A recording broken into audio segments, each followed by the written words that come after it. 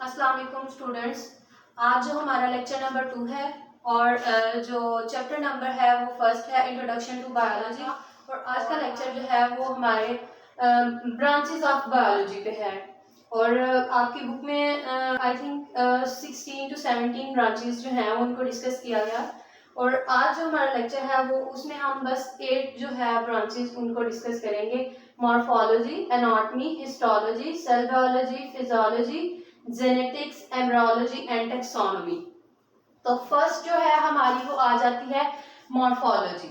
तो morph means form, structure and logos means thoughts और reasoning.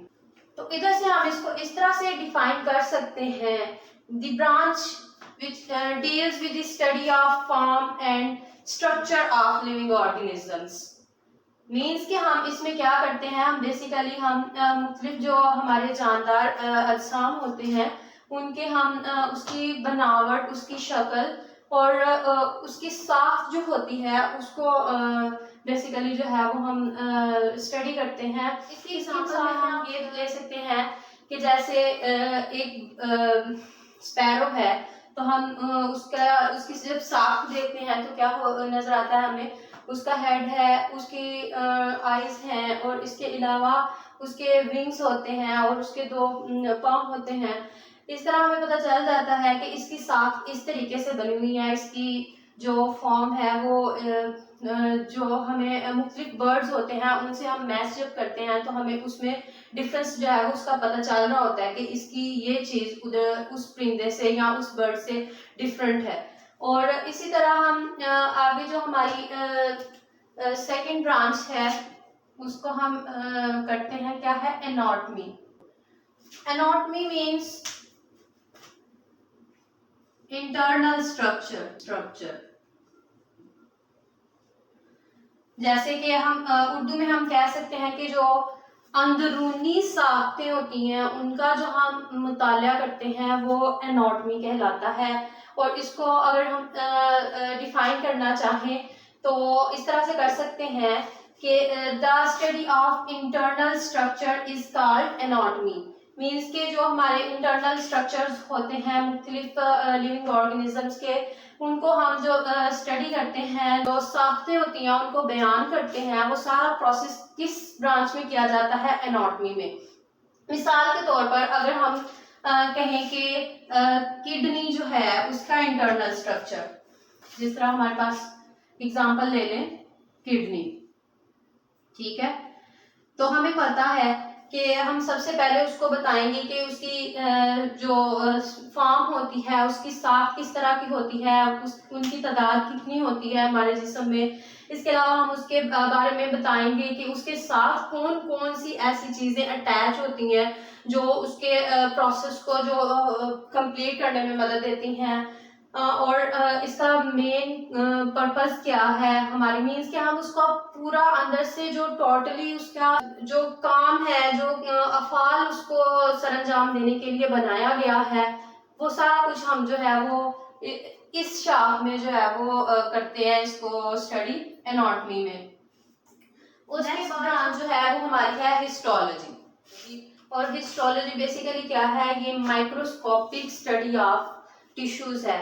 मुख्तलिफ सेल्स मिलकर जो है वो टिश्यूज बनाते हैं और हमारी पौधों के भी मुख्तलिफ टिश्यूज होते हैं और ऑर्गेनिजम्स जो लिविंग ऑर्गेनिजम्स हैं उनके भी डिफरेंट टिश्यूज होते हैं। जिस तरह हम मिसाल के तौर पर हमारे जो पौधे हैं उनमें काफ़ी कॉम्प्लेक्स किस्म के भी पाए जाते हैं टिश्यूज, कंपाउंड टिश्यूज, और इसके अलावा जो जाइलम टिश्यू, फ्लोएम टिश्यू, और इसके बाद जो हमारी लिविंग ऑर्गेनिजम्स की अगर एग्जांपल देखी जाए तो उसमें हमारे पास आ जाते हैं मस्कुलर टिश्यू, और इसके अलावा और भी टिश्यूज हैं जिस तरह के मसल्स टिश्यू है, स्केलेटल टिश्यूज हैं, और काफ़ी एग्जांपल्स हैं इसकी। हमारे टिश्यूज की नर्वस टिश्यूज आ जाते हैं, आगे से नर्वस टिश्यू की भी आगे से मुख्तलिफ टाइप्स हैं जिनमें हमारे पास पेरिफेरल नर्व्स आ जाती हैं और सेंट्रल नर्वस सिस्टम आ जाता है, CNS एंड PNS। तो वो आगे आप जैसे जैसे आप मूव करेंगे आगे बुक में, तो वो सारा कुछ आप जो है वो पढ़ेंगे। मैंने आपकी नॉलेज के लिए ये सारा कुछ जो है वो बताया है। उसके बाद हमारे पास जो नेक्स्ट हमारी ब्रांच है वो है सेल बायोलॉजी। सेल बायोलॉजी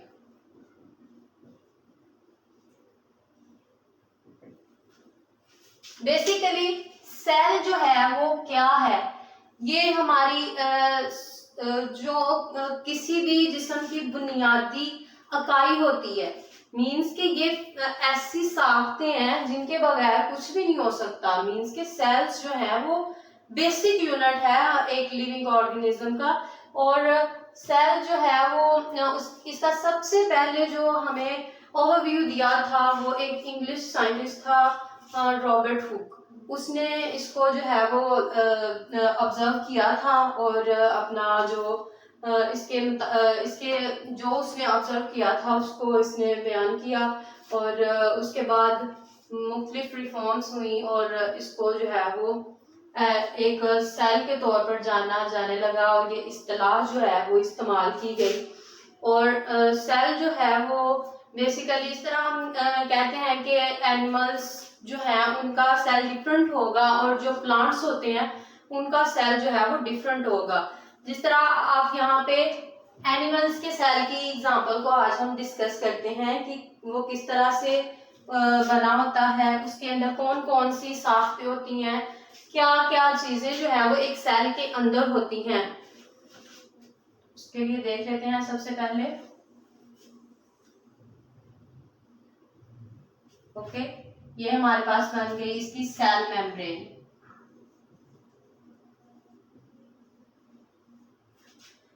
इसके अंदर हमारे पास होता है एक न्यूक्लियस।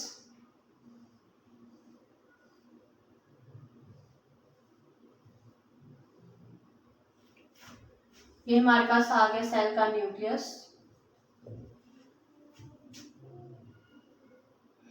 सेल का न्यूक्लियस, इसके अंदर हमारे पास होता है DNA plus chromosomes.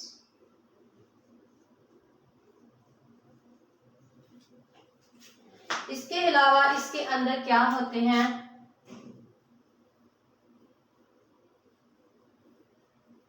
Endoplasmic reticulums.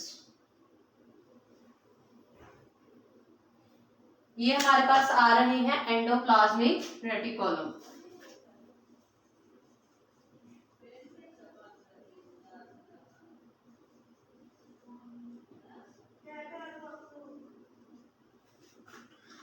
इसके अलावा इसके अंदर होते हैं ऑर्गेनेल्स होते हैं, जिस तरह के ये मैं इधर बना रही हूं।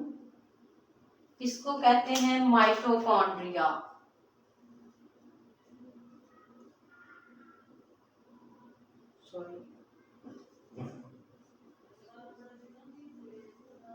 माइटोकॉन्ड्रिया। और इसके अलावा भी मुख्तलिफ साख्तें होती हैं, जैसे हमारे पास आ जाता है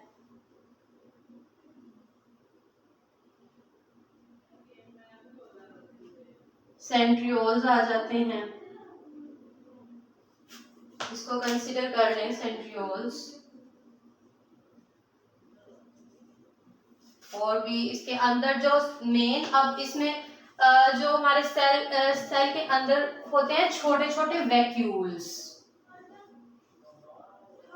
छोटे छोटे क्या होते हैं, वैक्यूल्स, जो कि क्या करते हैं, खुराक को, पानी को, पौधों में तो ये मेन पर्पस ही इनका ये होता है कि ये पानी को जो है वो उसकी कंसंट्रेशन को कंट्रोल करते हैं, अपने अंदर जो है वो पानी को जज़ब करते हैं। और इंसानों में ये क्या करते हैं, ये पानी और खुराक को क्या करते हैं, जज़ब करते हैं।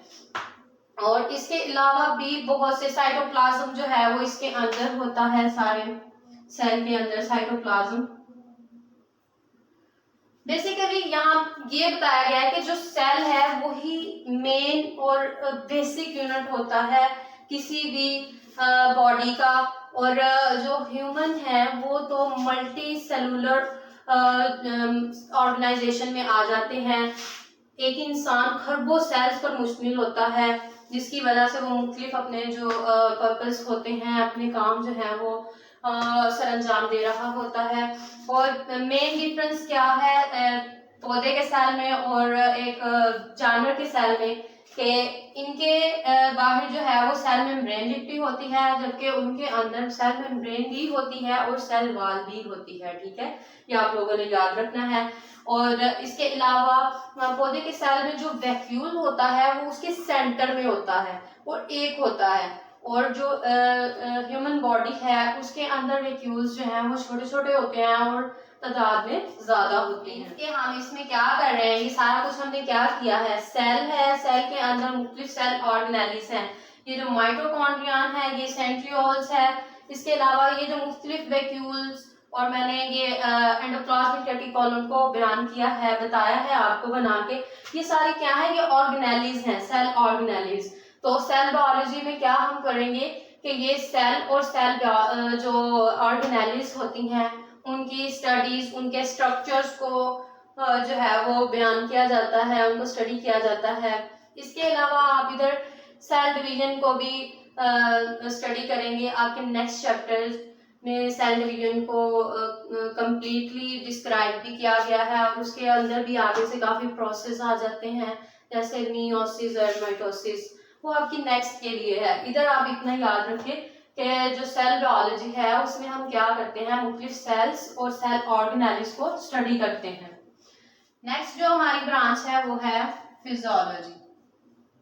फिजियोलॉजी में हम बेसिकली क्या करते हैं, हम लिविंग ऑर्गेनिजम्स के मुख्तलिफ फिजिकल पार्ट्स होते हैं, उनके फंक्शन को डिस्क्राइब करते हैं। मिसाल के तौर पर जिस तरह आप ले लें ब्रेन ऑफ ह्यूमन, ठीक है, तो उसकी हम सबसे पहले उसकी साख देखेंगे, उसका स्ट्रक्चर देखेंगे कि उसमें क्या क्या होता है, उसकी शेप कैसी होती है, उसके पार्ट्स कितने हैं, आगे से उनको भी प्रॉपर एक वर्किंग होती है उसकी, हमारे ब्रेन की, उन सब जो हमारी मुख्तलिफ आ जाती हैं उसमें, उसके प्रॉपर जो फंक्शंस होते हैं उनको हम किस में स्टडी करते हैं, फिजियोलॉजी में है। फिजियोलॉजी में और भी पार्ट्स आप ले सकते हैं लिविंग ऑर्गेनिज्म के। हम इसको इस तरह से डिफाइन करेंगे, the branch which deals with the study of functions of the different parts of living organisms. Means कहने का यही है कि हम इस शाख में मुख्तलिफ जो हमारे बॉडी पार्ट्स होते हैं उनके फंक्शंस को समझने की कोशिश करते हैं, और ये सारा प्रोसेस किस ब्रांच में आ जाता है, वो आ जाता है फिजियोलॉजी में। इसके अलावा जो हमारी नेक्स्ट ब्रांच है वो है जेनेटिक्स।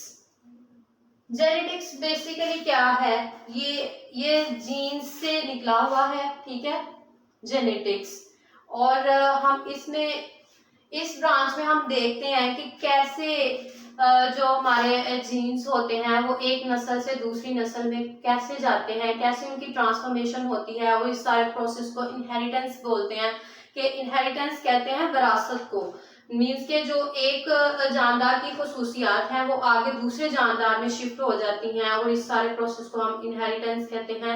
और ये बेसिकली इसमें हम जीन्स की ट्रांसफॉर्मेशन का पढ़ रहे होते हैं, जिसकी वजह से हम इसको जेनेटिक्स कहते हैं। इस तरह से डिफाइन कर सकते हैं कि the study of genes and their roles in inheritance is called genetics.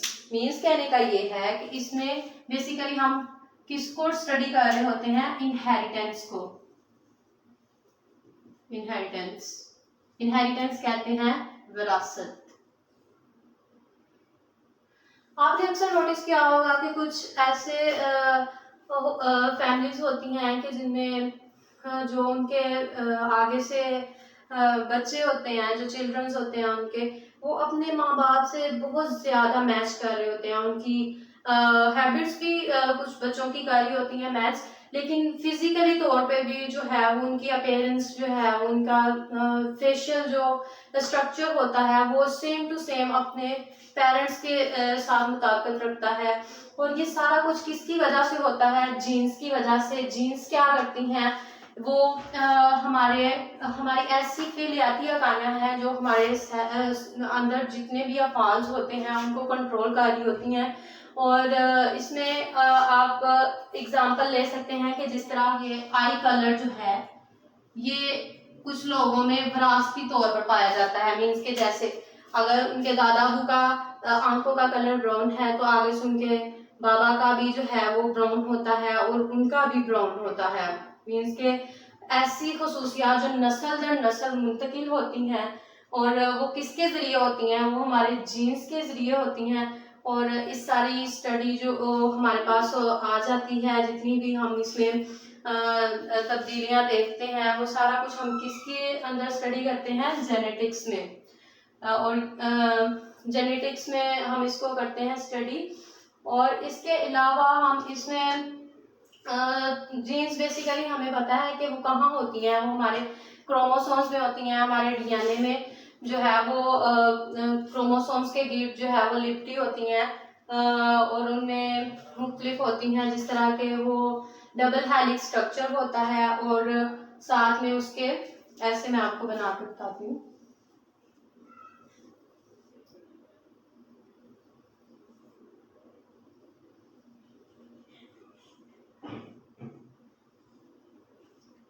Basically ऐसे करके जो है वो उनके पेयर्स बने होते हैं, साइटोसिन, ग्वानिन, एडेनिन, थाइमिन। इसी तरह आगे से ये इसकी चेन चलती रहती है और ये जो हमारा डबल हेलिक्स है वो आगे से न्यू हेलिक्स बनाता रहता है। और इसी तरह से जो हमारी मुख्तलिफ खसूसियात हैं वो हमारे आबाओ अजदाद से हमें मुंतकिल हो जाती हैं। एम्ब्रियोलॉजी, इसमें हम देखते हैं कि ये एम्ब्रियो कहते हैं जो बिल्कुल एक सेल जब आगे से डेवलपमेंट उसकी स्टार्ट होती है तो वो एक एम्ब्रियो में चेंज होता है। बेसिकली हमारी डेवलपमेंट जो है वो एक एम्ब्रियो कैसे बनता है, एक सेल जो है वो एक स्पर्म सेल है और एक एग सेल है, उन दोनों को का जब मिलाप होता है तो एक जाइगोट बना देते हैं और आगे से फर्दर उसका रिप्रोडक्शन जो साइकिल है वो पजीर होता है और हमारा जो एम्ब्रियो है वो आगे से एक इंडिविजुअल में ट्रांसफॉर्म हो जाता है। सबसे बेसिकली हमें बात पता होनी चाहिए कि एक हमारा एग सेल है और एक स्पर्म सेल है। जब इनका मिलाप हो जाता है तो इसके बाद हमारे पास क्या बन जाता है, जाइगोट। ठीक है, जाइगोट जब बन जाता है उसके बाद इसके अंदर मुख्तलिफ प्रोसेस स्टार्ट हो जाते हैं। आगे से इसकी जब फर्दर इसके अंदर प्रोसेस स्टार्ट हो जाता है इसकी वर्किंग का, तो ये हमारे पास एक एम्ब्रियो बन जाता है। ठीक है, एम्ब्रियो जब बन जाता है तो इसके अंदर फर्दर इसकी डेवलपमेंट स्टार्ट हो जाती है। इसके अंदर रिप्रोडक्शन का अमल जो है वो स्टार्ट हो जाता है। रिप्रोडक्शन मीन के इसकी आगे से फर्दर डिविजन्स होती हैं, आगे से बिल्कुल ये एक ऐसी साख में तब्दील हो जाता है जिसको हम एक इंडिविजुअल का नाम देते हैं और ये इंडिविजुअल जो है वो हमारी इंसानी शक्ल में जो है वो पजीर हो जाता है। किसमें चेंज हो जाता है, इंडिविजुअल।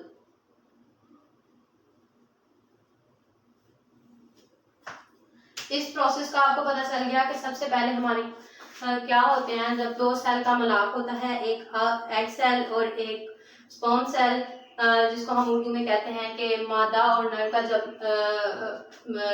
मिलाप होता है तो एक जाइगोट बनता है और आगे से फर्दर उसके अंदर जब डेवलपमेंट स्टार्ट होती है तो वो एक एम्ब्रियो में चेंज हो जाता है। एम्ब्रियो में फर्दर उसकी डेवलपमेंट होती है, रिप्रोडक्शन का अमल होता है और मुख्तलिफ साइकिल्स आ जाते हैं जिनको एक प्रॉपर फंक्शनिंग से चलाया जाता है और ये सारा कुछ जो है वो अल्लाह का निज़ाम है।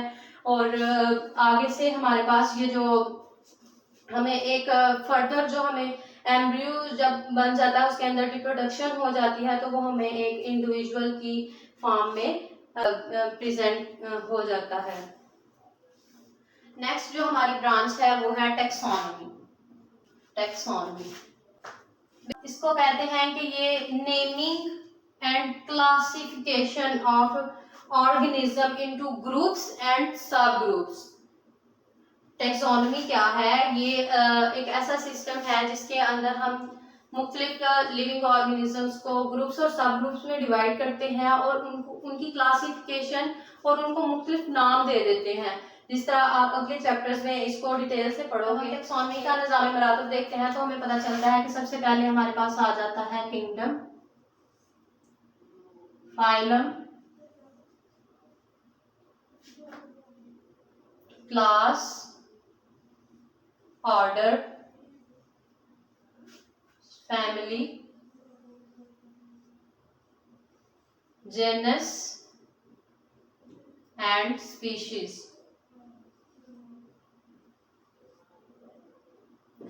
ये आप सारा कुछ जो है वो आगे डिटेल से पढ़ेंगे कि इनको किस तरह से आगे इनकी क्लासिफिकेशन की गई है और इनको मुख्तलिफ जो साइंटिफिक नेम है आप पढ़ेंगे कि जो हमारा ह्यूमन है उसको हम किस किंगडम में कंसिडर करते हैं और जो हमारे प्लांट्स होते हैं उनको किस किंगडम में लेके जाया जाता है। उनकी फर्दर क्लासिफिकेशन आगे से बनाई गई है। एनिमीलिया, किंगडम, प्लांटी, फंजाई, उन सबको जो है वो मुख्तलिफ उनके स्ट्रक्चर्स, उनकी जो साख्त है और उनके काम जो है उनके अफ़ाल की बुनियाद पर इनको मुख्तलिफ क्लास और ऑर्डर और फैमिली में जो है वो किया गया है क्लासीफाई। जैसे हमें पता चल गया है कि हम क्या करते हैं टेक्सोनॉमी में। बेसिकली हम इसमें क्या स्टडी करते हैं, हम मुख्तलिफ नेम दे देते हैं और उनकी क्लासिफिकेशन करते हैं ग्रुप्स में और सब ग्रुप। तो बेसिकली आज हमने इस लेक्चर में टोटल 8 जो ब्रांचेस हैं उनको पढ़ा है। सबसे पहले हमने मॉर्फोलॉजी को डिस्कस किया था। मॉर्फोलॉजी हम कहते हैं कि जो फॉर्म और स्ट्रक्चर होती हैं लिविंग ऑर्गेनिजम्स की उनको हम स्टडी करते हैं। इसके अलावा हमने एनाटॉमी में देखा कि इंटरनल स्ट्रक्चर्स को हम स्टडी करते हैं। हिस्टोलॉजी में हमने देखा कि माइक्रोस्कोपिक टिश्यूज जो हैं उनकी हम स्टडी को हिस्टोलॉजी की ब्रांच में जो है हिस्टोलॉजी में कंसिडर करते हैं। इसके अलावा हमारे पास सेल बायोलॉजी है। तो सेल बायोलॉजी में हमें आज तो बस मैंने जो प्लांट सेल है उसको डिस्कस नहीं किया, लेकिन उसका मैंने डिफरेंस बता दिया है आपको। नेक्स्ट जो चैप्टर्स होंगे उनमें हम इनको पढ़ेंगे फुल डिटेल के साथ। तो आज मैंने बेसिकली आपको ऑर्गेनेलीज और जो उसके अंदर डिफरेंट हमारी सेल के अंदर जो मुख्तलिफ साख्तें होती हैं उनसे मैंने थोड़ा सा आपको आगाह किया है कि हमारे सेल के अंदर मुख्तलिफ ऑर्गेनेलीज होती हैं जिनमें माइटोकॉन्ड्रिया है, सेंट्रियोल्स हैं, हमारा वैक्यूल है और न्यूक्लियस के अंदर क्या क्या होता है। न्यूक्लियस के अंदर हमारे पास आ जाता है डीएनए आ जाते हैं और साथ में उनके क्रोमोसोम्स होते हैं, ठीक है, और न्यूक्लियोलस होता है।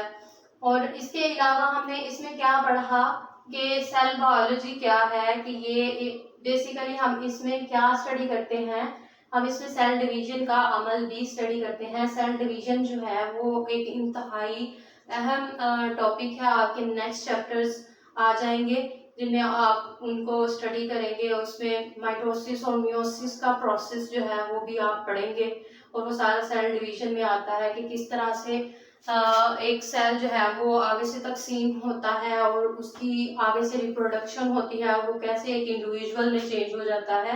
वो सारा हम इस सेल बायोलॉजी में डिस्कस करेंगे। और मुख्तलिफ जो हमारे सेल्स होते हैं, जिस तरह के ह्यूमन की अगर आप देखें तो ह्यूमन में बहुत ज़्यादा सेल्स होते हैं।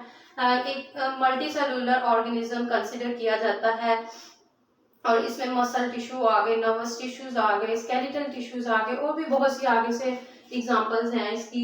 यहाँ पर बस मैंने आपको एक ओवरव्यू देने के लिए बता दिया है। और प्लांट्स में भी डिफरेंट हम सेल्स हैं जिनको हम स्टडी करते हैं, जिनमें हमारे पास आ जाती हैं compound tissues, ground tissues, epidermis tissues और जाइलम टिश्यू, फ्लोएम टिश्यू। ये सारे जो प्लांट्स की जो हम जब हम स्टडी करते हैं तो उनमें हमें ये सारा कुछ देखने को मिलता है। उसके अलावा हमारे पास फिजियोलॉजी है। इसमें हमने देखा कि हमारे जो डिफरेंट बॉडी पार्ट्स हैं लिविंग ऑर्गेनिजम्स के उनको हम स्टडी करते हैं।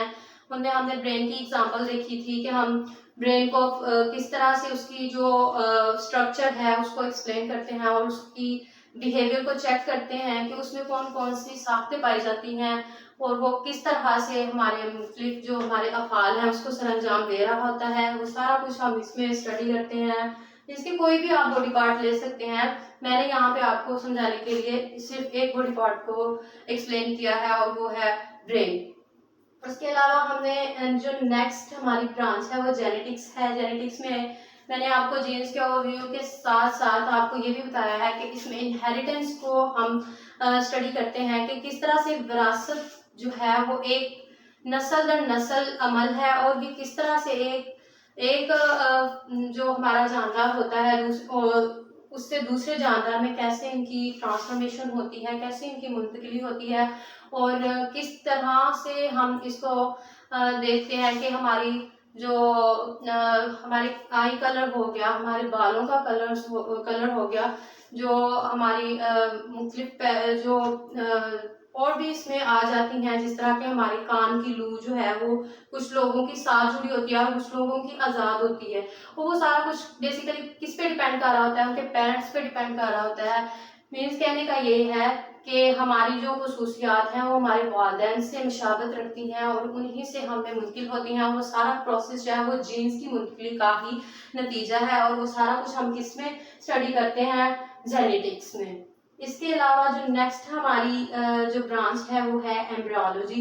एम्ब्रियोलॉजी में हमने देखा कि किस तरह से एक सेल का दूसरे सेल से मिलाप होता है और वो किस तरह से आगे से उसका रिप्रोडक्टरी साइकिल जो है वो स्टार्ट होता है और वो एक एम्ब्रियो में चेंज होता है और उसके अलावा फर्दर उसकी जब डिवीजन होती है उसके अंदर मुख्तलिफ रिप्रोडक्शन साइकिल्स जो है वो एक तरतीब के साथ चलते हैं और फिर वो एक हमें इंडिविजुअल की फॉर्म में हमें नजर आ जाता है, उसकी जब रिप्रोडक्शन कंप्लीट हो जाती है। इस तरह हम पौधों में भी ले सकते हैं। पौधों में भी जो हमारा होता है ये रिप्रोडक्शन का अमल होता है, उसमें हम देखते हैं कि एक पौधा सबसे पहले बीज होता है और उससे फिर थोड़ा सा उसकी कोम्पल जो है वो बाहर निकलती है और फिर वो ग्रो करता है।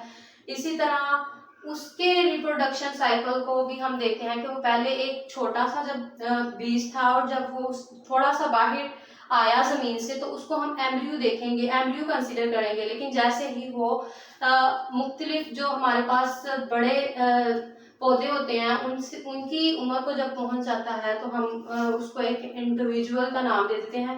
मीन्स के जब उसका बिल्कुल उसकी साख जो है वो दूसरे जो कंप्लीट एक पौधा होता है उससे मुताबिकत रखने लग जाए तो हम उसको कह देते हैं कि ये हमारे पास एक इंडिविजुअल है। और इसी तरह इंसानों में भी है। और जो हमारी नेक्स्ट ब्रांच है वो है टैक्सोनॉमी।